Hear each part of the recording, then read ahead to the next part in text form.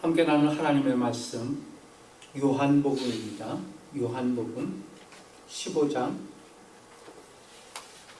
5절 한 절만 가지고 우선 본문으로 살펴보겠습니다. 요한복음 15장 5절입니다. 함께 소리내서 읽겠습니다. 시작. 나는 포도나무요 너희는 가지니 저가 내 안에 내가 저 안에 있으면 이 사람은 과실을 많이 맺나니 나를 떠나서는 너희가 아무것도 할 수 없음이라. 아멘. 어떻게 했을 때 열매를 맺는가? 어떻게 했을 때?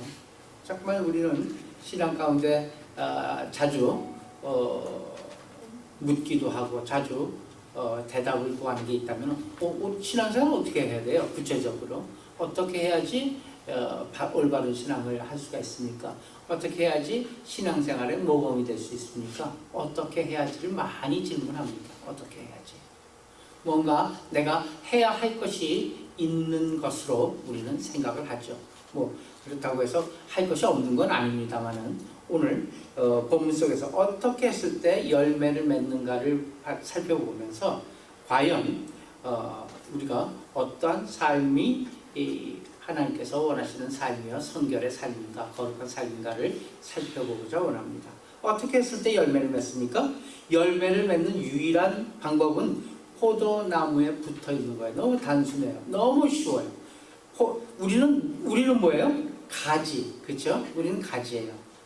그리고 주님은 여기서 포도나무다 이렇게 얘기하고 있잖아요. 그러니까 가지가 열매를 맺기 위해서는 다른 거 할 일이 하나도 없죠. 포도나무에 붙어 있기만 하면 된다는 얘기죠. 곧 그리스도 안에 거할 때만이 가능하다 이 얘기입니다. 그리스도는 포도나무요, 나는 가지이므로, 우리는 가지이므로 우리가 그리스도 안에 거하고 그리스도가 내 안에 거할 때만이 과실을 맺을 수 있다. 과실을 만들 수 있다가 아니라 과실이 맺힐 수 있다. 이것도 타동사입니다. 맺힐 수 있다. 이 얘기입니다. 그래서 성경은 여러 곳에서 그리스도가 우리 안에 그리고 우리가 그리스도 안에 거할 것을 요구하고 있어요. 그러니까 성경에서 요구하는 신앙에 관련된 요구는 딱 하나밖에 없어요. 주 안에 거하라 이 얘기죠. 주 안에.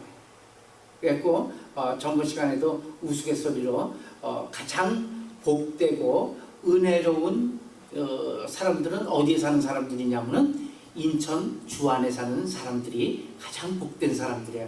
거긴 다 주 안에 살아요. 주안이라는 도시가 있어요. 주안 도시가. 그래서 어디 사세요? 네, 주안에 삽니다. 그래서 거기 교회들은 참 은혜로운 교회가 많은 것 같아요. 주안에 사는 교회니까. 예. 그렇듯이 성경은 우리를 그리스도 안에 주 안에 거할 것을 요구하고 있죠. 에베소서 한번 봅시다. 에베소 3장 17절입니다. 시작. 믿음으로 말미암아 그리스도께서 너희 마음에 계시게 하옵시고 너희가 사랑 가운데 뿌리가 박히고 터가 굳어져서 여기서도 너희 마음에 그리스도께서 계시게 하옵시고 주 안에죠. 우리가 주 안에 주님이 우리 안에. 지금 신자들에게 가장 중요한 것은 예수 그리스도께서 내 인생과 나라는 존재의 주인인가 아닌가 하는 점이에요. 그것이 우리 그리스도인으로서 가장 중요한 질문이 되어야 됩니다. 매 순간의 질문이 내 안에 주님께서 계시는가? 내 인생, 나라는 존재의 주인이 과연 주님이신가? 아니면 여전히 내가 고삐 잡고 흔들고 있는가? 그래서 성경은 이렇게 접근하고 있죠. 계시록 3장 20절입니다. 계시록 마지막 책이죠. 시작. 볼지어다 내가 문 밖에 서서 두드리노니 누구든지 내 음성을 듣고 문을 열면 내가 그에게로 들어가 그와 더불어 먹고 그는 나와 더불어 먹으리라. 문 밖에 서서 두드리더니 문을 열면은 내가 그에게로 들어가시겠다, 이런 얘기예요. 근데 우리에게는 어때요? 이미 들어와 계신다, 이 사실입니다. 그래서 성경에선 신자가 되느냐 안 되느냐 하는 문제 이상으로 중요하게 처리하고 있는 것이 있다면, 신자가 된 자로서 예수 그리스도를 주인으로 모시고 사느냐 하는 부분에 대해서 매우 강조하고 있다는 사실입니다. 그러니까 예수를 믿느냐 안 믿느냐, 다시 얘기하면 신자냐 아니냐, 비신자냐, 이거 가리는 것보다 더 중요하게 가리고 있는 것이 예수님을 주인으로 모시고 사느냐, 그렇지 않느냐라는 부분이 더 강조가 되고 있어요, 성경에서는. 나는 포도나무가 아닙니다. 우리가 자꾸만 신앙생활을 하면서 착각하고 있는 게 내가 포도나무인 걸로 착각하고 있어요. 우리는 포도나무가 아니라 가지일 뿐입니다. 내게서 포도나무 열매가 맺히는 것으로 내 자신이 누구에게 속해 있느냐가 증명됩니다. 즉, 예수를 믿는다는 것은 내가 주를 위해서 무엇을 하는 것으로 증명되는 게 아니에요.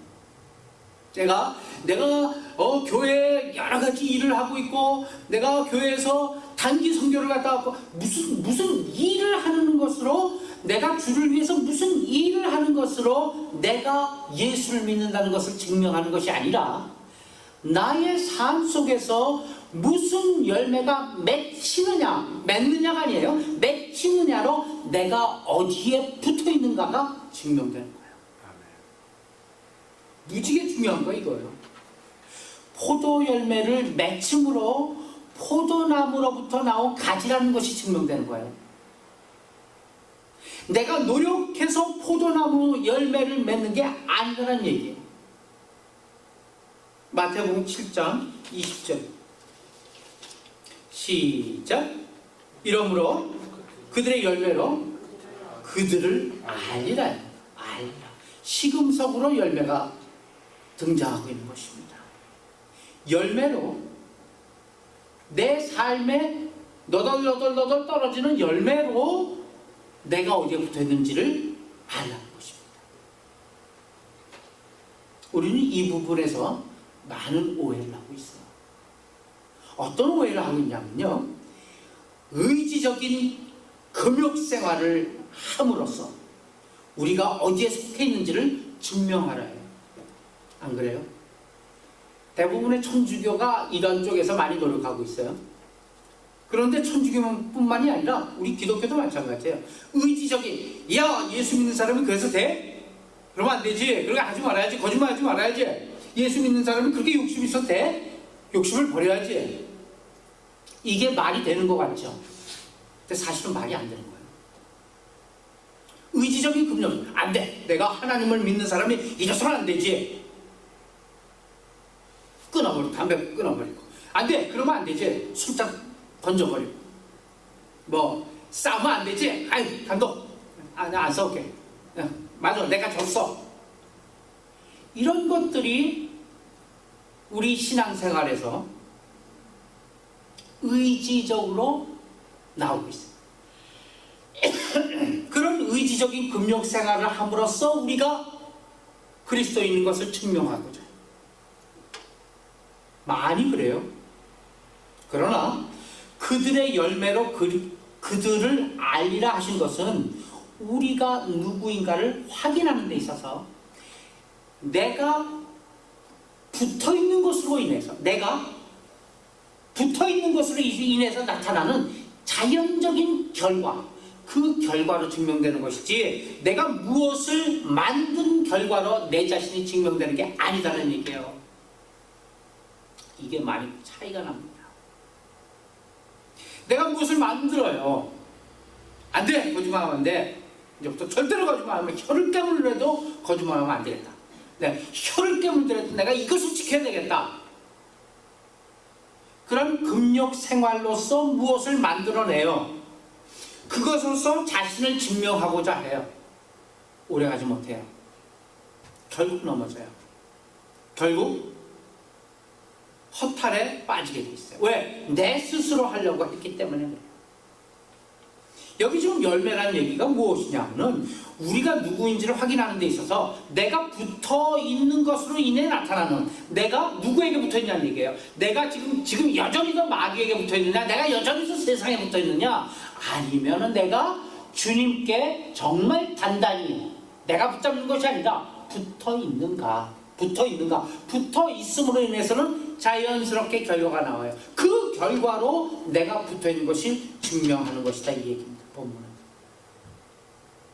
물론 성경에서는 우리에게 죄 짓지 말라, 죄 짓지 말 것에 대해서 여러분 고면하죠. 술 취하지 마라, 술 취하는 거 방탕한 것이니 오히려 성령에 취해라, 방탕하지 말라, 거짓말하지 말라. 지금 예를 들면 십계명에서는 많이 있잖아요. 하지 말라 하라 이런 것이 있죠. 이런 권면이 있긴 있어요. 그러나 성경이 지금 그렇게 얘기하는 것은 이 모든 것이 적극적인 면에서 자신을 확인하기 위한 안내이라는 얘기야. 안내.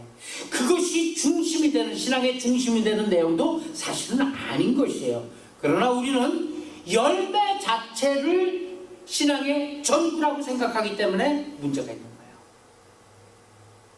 그 열매만을 위해서 신앙생활을 하는 거예요, 지금. 그래서 우리는 기독교를 생명이라는 것으로는 전혀 증명해내지 못합니다. 기껏 도덕성으로밖에는 기독교를 증명해내지 못하고 있습니다. 이 현대 기독교예요. 기독교가 기독교된 굵은 핵심은 무엇인가? 기독교가 기독교의 자리를 지키고 있는 굵은 핵심은 무엇인가? 그 생명 때문에 있습니다. 조금 아까 찬양에서 나왔다시피 기독교는 생명을 품고 있습니다. 그런데 그 생명은 없어요. 생명과 관계없는 데서 기독교를 자꾸만 구별할 수밖에 없는 것이 우리의 신앙생활의 고작이라는 얘기예요. 생명은 없으니까 다른 곳에서 자꾸만 기독교를 증명해내고 기독교를 얘기하고자 해요. 생명이 열매 맺지 못하기 때문에 기독교는 여타 종교와 혼동되고 있고 윤리와 도덕쯤으로 알고 있는 것이 지금 현대 기독교의 내용입니다. 오늘 말씀에서 예수 그리스도를 포도나무로, 그리고 신자를 가지로 비유해서 나타내고자 하는 게 뭐예요? 지금 오늘 짧은 본문이지만 거기서 나타내고자 하는 뜻은 뭐예요? 그리스도와의 동거입니다. 그렇죠? 붙어있으라는 얘기 아니에요. 다시 얘기하면 뭐예요? 그리스도와의 동거를 얘기하고 있는 것입니다. 모든 신자는 그래서 결론적으로 이 문제에 걸려 있는 거예요. 그리스도와 동거하고 있느냐? 우리는 세상으로부터 구별된 존재들입니다. 맞습니다. 세상에 속하지 않습니다.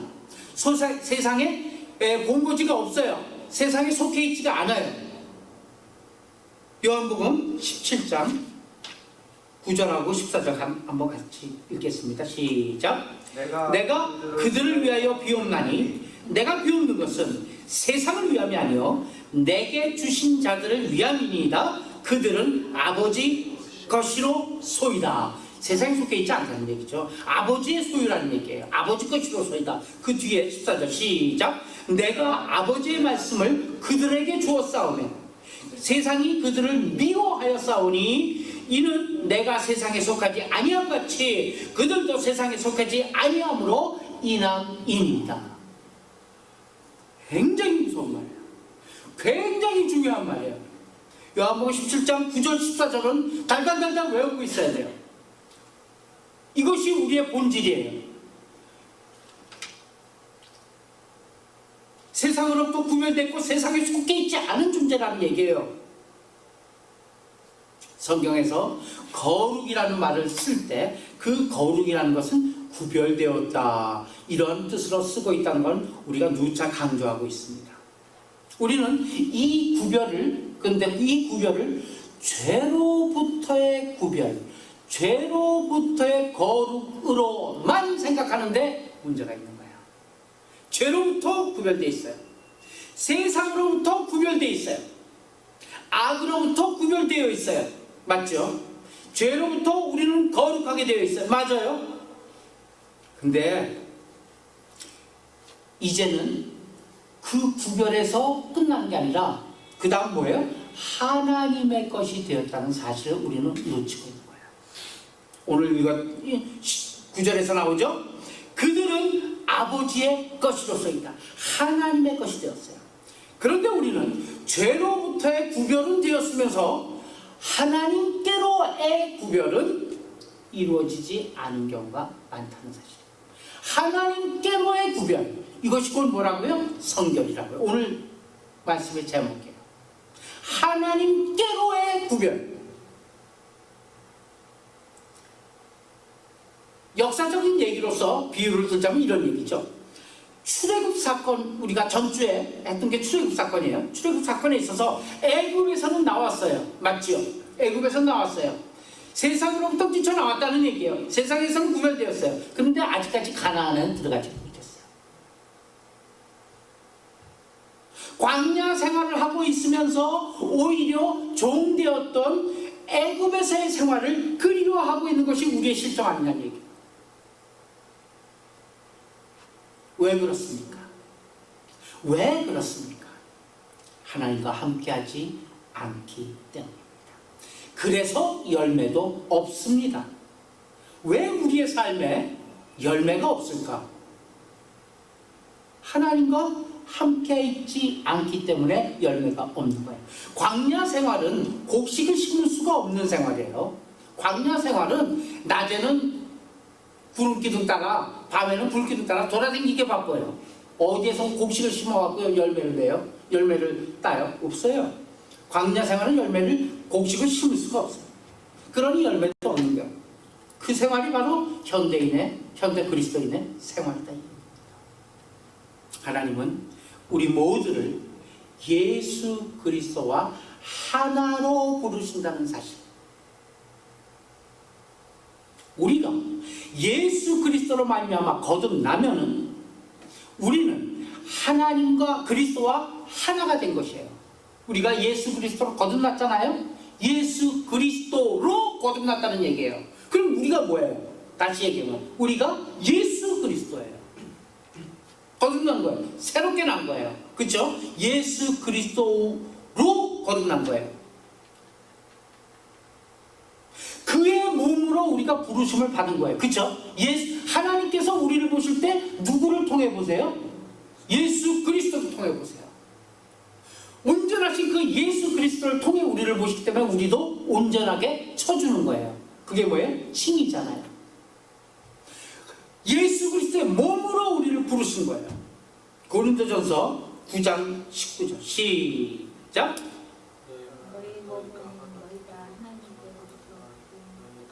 너희 가운데 계신 성령의 전인 줄 알지 못하느냐? 너희는 너희 자신의 것이 아니라, 너희 자신의 것이 아니고 성령의 전이고 성령께서 계신 내 몸이다, 이 얘기예요. 우리 안에 성령님이 계십니다. 그와 함께, 그분과 함께 우리는 동거하고 있습니다. 예수님의 별명이 뭐예요? 임마누엘. 임마누엘의 뜻은 뭐예요? 하나님이 우리와 함께 하시다는 뜻이에요. 하나님은 분명 우리와 함께 하시는데 이같이 내 안에 그리스도께서 계실 때 우리에게는 생명이 그 증거로 나타나는 거예요. 생명이 그 증거로 보여지는 거예요. 생명이 증거를 나타내는 방법은 뭐예요? 싹이 나고 꽃이 피고 열매를 맺는 방법 외에는 없어요. 왜냐? 이 식물이 생명이 있냐 없냐를 갖다가 구분해낼 수 있는 증거가 뭐예요? 싹이 나면 생명이 있는 거예요. 그 다음에 꽃이 피겠죠? 생명이 있기 때문에 그래요. 조화는 그대로 있어, 그대로.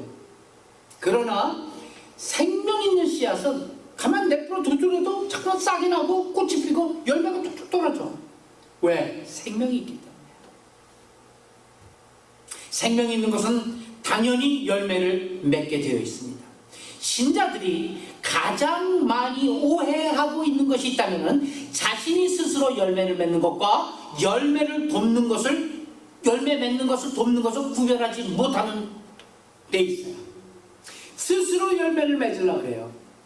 가지가 스스로 몸부림치며 열매 맺으려고 그래. 열매 맺게 되겠어요? 열매 맺히겠어요?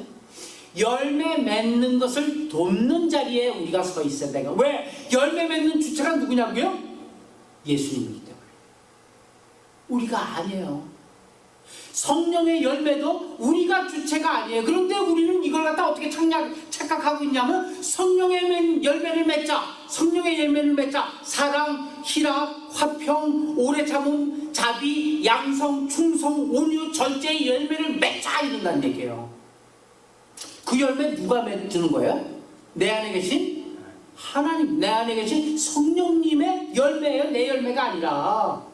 근데 자꾸만 우리가 이런 열매를 맺자 그런다고요. 얼마나 큰 오해예요. 그게 맺어져요? 그래서 사랑이 풍성해져요? 오래 참아져요? 자비로워져요? 충성스러워져요? 절제가 넘쳐나요? 전혀 아니죠. 우리는 열매 맺는 당사자가 아니라, 우리가 열매 맺는 것이 아니라 열매를 맺도록 도움의 자리에 우리가 서 있어야 되는 거야. 내가 열매를 맺는 것이 아니라 나에게 열매가 맺혀야 된다는 얘기예요.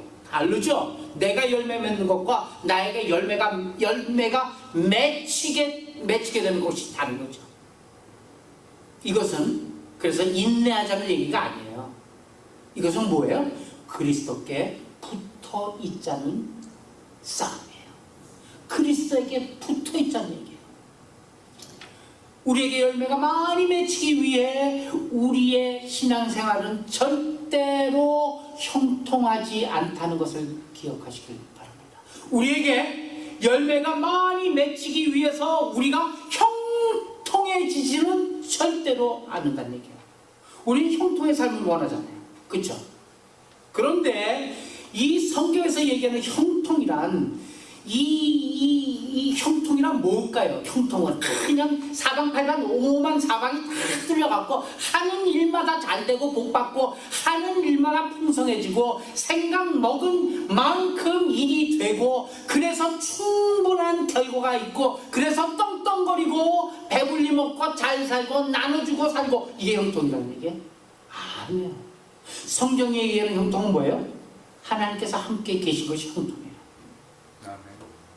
하나님이 어떤 상황 속에서도 우리와 함께 있는 것, 그것이 뭐라고요? 그게 형통이라고. 누가 그랬어요? 이삭이잖아요. 요셉이잖아요. 요셉. 그렇죠? 요셉이잖아요. 성경이 요셉을 두고 뭐라 그래요? 하나님께서 저와 함께 하심으로 형통한 자가 되었더라. 굉장히 중요해요. 요셉이 형통한 자가 아니에요. 하나님께서 저와 함께 하심으로 그가 형통한 자가 되었더라. 이렇게 되어 있어요. 중요한 것은 형통케 하옵소서가 아니라 내가 하나님께 붙어있게 하옵소서죠. 그렇죠? 그게 곧 형통이에요. 그러니까 우리 기도 제목은 하나밖에 없어요. 주님, 제가 떨어지지 않도록, 이 가지 떨어지지 않도록 꼭 붙잡아 주시고 꼭 몸부림치면서 꼭 붙어있게 하옵소서. 네. 그러면 그게 형통이에요. 요셉의 일생 한번 보세요. 우리가 생각하는 모습대로의 형통은 절대로 아니었죠. 우리는 정작 살아가면서 환난을 당하거나 시련을 겪거나 좌절과 슬픔을 당할 때, 그럴 때 훨씬 더 열매가 많이 맺힌 것을 보게 됩니다. 아멘. 이 열매는 지금 무슨 열매 얘기하는지 아시겠죠? 예. 지금 얘기하는 이 극상품 포도의 열매라는 것이 바로 이 열매예요. 환난 가운데, 시련 가운데, 좌절과 슬픔 가운데 더 열매는 잘 맺히고 많이 맺힌다는 사실이에요. 아멘. 신자는 그럴 때 신앙이 깊어지고 영적이 되는 것입니다. 로마서 한번 가봅시다. 로마서 5장 1절부터 4절입니다. 시작. 그러므로 우리가 믿음으로 의롭다 하심을 받았으니 우리 주 예수 그리스도로 말미암아 하나님과 화평을 누리자. 또한 그로 말미암아 우리가 믿음으로 서 있는 이 은혜에 들어감을 얻었으며 하나님의 영광을 바라고 즐거워하느니라. 다만 이뿐 아니라 우리가 환난 중에도 즐거워하나니 이는 환난인 인내를, 인내는 연단을, 연단은 소망을 이루는 줄 아미니라. 아멘. 그 뒤에 로마서 8장도 한번 같이 읽읍시다. 시작. 우리가 소망으로 구원을 얻었음에 보이는 소망이 소망이 아니니 보는 것은 누가 바라리요. 만일 우리가 보지 못하는 것을 바라면 참으로 기다릴지라. 아멘. 할렐루야. 환난은 우리를 소망으로 이끌어가는 원동력입니다. 소망은 결국 보이지 않는 것에 대한 기대입니다. 즉 믿음인 것입니다. 만일 환난이 없다면 우리는 보이는 것 속에 만족하고 죽음의 잠만을 잘 것입니다. 그렇지 않겠어요? 환난이 없으면 그냥 푹 자는 거예요, 편하게. 그러나 환난을 당하면 비로소 우리는 그리스도의 필요성을 다시 한번 확인하게 되죠. 환난을 당하면 우리는 이 세상이 무엇이며 또 내가 누구인지를 확인하게 됩니다. 때문에 환난만큼이나 인간의 죄악된 것과 세상의 어떤 이 순간성 그리고 영원한 나라의 필요성을 확인시키는 것은 없습니다. 그래서 환난은 인내를 만들어낸 것입니다. 신자들의 궁극적인 삶의 목표는 그분만이 우리의 즐거움이요 그분만이 우리의 기쁨이 되는 데 있습니다. 궁극적인 삶의 목표, 마지막까지 붙잡아야 될 삶의 목표가 있다면 오직 그분만이 우리의 즐거움이자 그분만이 우리의 기쁨이 되는 것입니다. 우리가 마지막 순간에 붙잡을 게 뭐가 있겠습니까? 주님밖에 없는 것입니다. 신자의 삶은 그리스도와의 동거입니다. 그분과의 깊은 교제입니다. 그분과의 깊은 교제가 있어야만 우리에게서 열매가 나타나는 것입니다. 우리의 씨름은 결국 나를 그분 앞에 복종시키느냐 아니냐의 것입니다. 이것이 신앙의 씨름입니다. 그 결심, 그 선택만이 우리에게 요구될 뿐이라는 사실. 그래서 우리는 또 전번째 살펴봤던 갈라디아서 2장 20절을 갈 수밖에 없습니다. 갑시다. 시작. 내가 그리스도와 함께 십자가에 못 박혔나니 그런즉 이제는 내가 사는 것 아니요 오직 내 안에 그리스도께서 사시는 것이라. 이제 내가 육체 가운데 사는 것은 나를 사랑하사 나를 위하여 자기 자신을 내버리신 하나님의 아들을 믿는 믿음 안에서 사는 것이라. 아멘. 아멘입니다. 예수 그리스도를 통해서 산다는 것은 결코 쉽지는 않습니다. 사실. 그러나 성경은 그리스도 없인 아무것도 할 수 없다고 말씀하십니다. 그런데 신자들 보면 전혀 주님과 동거하지 않는데도 열매를 많이 맺어내는 것을 볼 수가 있어요. 자기 열심으로 만들어낸 열매들입니다. 그러나 성령의 열매는 어떤 사업이나 실적이 아니고 전부가 성령의 열매는 성품적이라는 사실입니다. 그러니까 주님께서 우리와 동거하시며 우리를 불러서 결국 하나님께서 궁극적으로 만들고자 하는 목표가 뭐냐면 우리들의 성품입니다. 예수 그리스도의 자녀된 우리를 어떤 성품에 참여하는 신앙 인격을 만들고자 하면은 신의 성품에 참여하는 그러한 우리의 신앙 인격을 만들고자 하는 것이 하나님의 우리를 향한 목표입니다. 그래서 성령의 열매는 전부 성품에 관련된 거. 그걸 갖다가 매짜매짜하니 되겠어요? 사랑, 희락, 화평 매짜매짜 되겠어요? 그러니까 피곤해지는 거예요. 요한복음 15장 11절 마지막 절이죠. 시작. 내가 이것을 너희에게 이름은 내 기쁨이 너희 안에 있어 너의 기쁨을 충만하게 하려 합니다. 그리스도 안에서 그와 동거하며 그와 함께 걷는 신앙의 삶은 늘 기쁨으로 충만하다는 사실. 그러나 우리의 신앙의 삶은 그렇지 못할 경우 피곤합니다. 일에 얽매여 있어요. 일하는 자체로 그 일하는 그 신앙의 열심으로 믿음의 수준을 판단하려고 하기 때문에 늘 신앙에 힘이 드는 거예요. 힘이. 본질 아닌 것, 내 것 아닌 것 같고 내 것 있냐 하려고 하니까 얼마나 힘들어요. 그렇잖아요? 내 것 아닌 장갑 껴보세요. 내 사이즈가 아닌 장갑 끼면 굉장히 힘들어요. 그렇죠? 안 끼는 것보다 못해요. 내 것이 아니기 때문에 그래요. 그렇기 때문에 피곤해요. 신앙이 힘이 든다는 얘기입니다. 그러므로 결국 우리는 기쁨에까지 도달하지 못하고 있는 이유가 바로 내 것 아닌 것 같고 살려고 하기 때문에.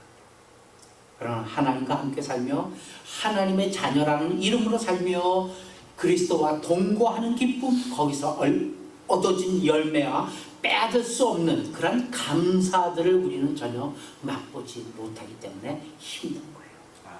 우리가 성경을 보면서 늘 놀라는 것이 있어요. 신앙의 사람들이 가졌던 그 놀라운 신앙들이잖아요. 성경에 있는 많은 이 선배들, 그들은 죽음 앞에서도 넘쳐나는 충만한 기쁨을 가지고 있었던 거 많이 보잖아요. 영화 속에서도 제자들은 매를 맞고 돌아와서도 오히려 이 그리스도께서 자기 자신들을 능욕당하는 일에 합당한 자로 여기신 것을 기뻐했어요. 기가 막히잖아요. 옥에 갇힌 사도 바울의 편지를 보면은 늘 기뻐하라, 항상 기뻐하라 권면하고 있어요. 왜 우리한테 그런 것이 없을까? 그리스도와의 동거가 깨어졌기 때문에. 그리스도와 동거함 없이 독립하여서 내 열심으로 주를 위해 열심히 일하고 있기 때문에 기쁨이 없고 싸움밖에 없고 짜증밖에 없고 더 나가서는 시험을 받을 수밖에 없다는 사실입니다. 그러기에 우리의 신앙생활은 늘 실패요, 어려움의 연속이라는 것 때문에 그리스도를 내 안에 모시고 내가 그분 안에 있을 때만은 우리는 열매를 풍성히 맺혀질 수 있다는 사실. 열매는 우리가 맺는 것이 아닙니다. 맺혀지는 것입니다. 다만 그리스도에게 내가 잘 붙어있는가 오늘도 확인하며 풍성한 기쁨의 삶 사시는 우리 모두가 되시길 예수님의 이름으로 축복하고 기원합니다. 아멘. 기도합시다.